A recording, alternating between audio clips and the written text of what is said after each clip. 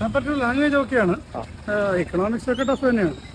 Paper വണ്ണിനെ അപേക്ഷിച്ച് language ഉള്ളതുകൊണ്ട് ബെറ്ററാണ്. ലാംഗ്വേജിന്റെ സൈഡ് ഒരുവിധം അത്യാവശ്യം ഐഡിയ ഉള്ളവർക്ക് നല്ലതായിട്ട് ചെയ്യാൻ പറ്റും. എക്കോണമി ഒക്കെ ഇക്കോണമി സൈഡ് നന്നായിട്ട് പ്രിപ്പയർ ചെയ്തിരുന്നത്, ഫണ്ടമെന്റൽസ് ഒക്കെ ക്ലിയർ ആണെങ്കിൽ ചെയ്യാൻ പറ്റും. സയൻസ് ആൻഡ് ടെക്നോളജി കമ്പാരിറ്റീവ്ലി കുറച്ചുകൂടെ ബെറ്റർ. കാരണം കുറെ സ്റ്റേറ്റ്മെന്റ് ടൈപ്പ് ആ സൈഡിൽ ഒരു അനലിറ്റിക്കൽ സ്കില്ല് നന്നായിട്ട് ടെസ്റ്റ് ചെയ്തിട്ടുണ്ട്. പേപ്പർ ടു എങ്ങനെ ഉണ്ടായിരുന്നു? പേപ്പർ ടു കുഴപ്പമില്ലായിരുന്നു. പേപ്പർ വൺ ഇച്ചിരി പാടായിരുന്നു.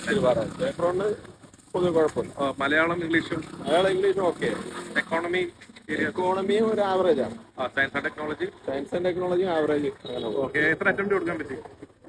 എനിക്ക് തോന്നുന്നൊരു 50-60 ഒക്കെ പോവായിരിക്കും. 60 പോവായിരിക്കും. ശരി, താങ്ക് യു. പേപ്പർ ടു എങ്ങനെ ഉണ്ടായിരുന്നു? പേപ്പർ ടു കുറച്ച് ഫസ്റ്റിനെ അപേക്ഷിച്ച് കുറച്ച് ഈസി ആയിട്ടാണ് ഫീൽ. കാരണം സെക്കൻഡ് പേപ്പറിലാണ് എക്കണോമിക്സ് വരുന്നത്, പിന്നെ മലയാളം സെക്കൻഡ് പേപ്പറിലായിരുന്നു, പിന്നെ ഇംഗ്ലീഷ് അധികം സെക്കൻഡ് പേപ്പറിലാണ് ഉണ്ടായിരുന്നത്. എനിക്ക് ആക്ച്വലി ഫസ്റ്റ് പേപ്പറിനെക്കാളും കുറച്ചുകൂടെ ഈസി ആയിട്ട് തോന്നിയ second paper. Science and technology കുറച്ച് പഠിച്ചതായിട്ടൊക്കെ വന്നിട്ടുണ്ടായിരുന്നു. മലയാളത്തിൽ ഇംഗ്ലീഷ് സ്കോർ ചെയ്യാൻ പറ്റും. സ്കോർ ചെയ്യാൻ പറ്റും. കുറച്ച് തെറ്റി വന്നിട്ടുണ്ട്. എത്ര അറ്റംപ്റ്റ് കൊടുക്കാൻ പറ്റും? എനിക്ക് മലയാളത്തിൽ ഒരു 2-3 കിട്ടാതുണ്ട്.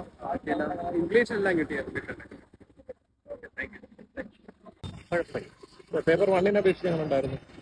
കുറച്ചുകൂടെ എളുപ്പമായിരുന്നു. മലയാളം ഇംഗ്ലീഷ് പേപ്പർ വണ്ണിനെ അപേക്ഷിച്ച് എളുപ്പമുണ്ടായിരുന്നു. മലയാളം ഇംഗ്ലീഷ് എക്കോണമി ടഫായിരുന്നു. എത്ര സ്കോർ ചെയ്യാൻ പറ്റി? പേപ്പർ വണ്ണിനെ അപേക്ഷിച്ച് ടു ആയിരുന്നു ബെറ്റർ ആയിരുന്നു. Okay, thank you. ഉണ്ടായിരുന്നു പേപ്പർ വണ്ണിനെ അപേക്ഷിച്ച് എങ്ങനെ ഉണ്ടായിരുന്നു? കേരള എക്കോണമി ക്വസ്റ്റ്യൻസ് ഉണ്ടായിരുന്നു.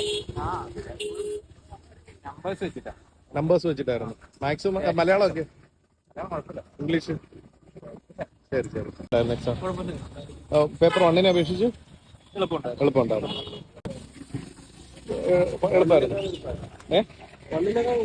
ആണോ? എക്കോണമിക്കോ? മലയാളമൊക്കെ എളുപ്പമായിരുന്നു.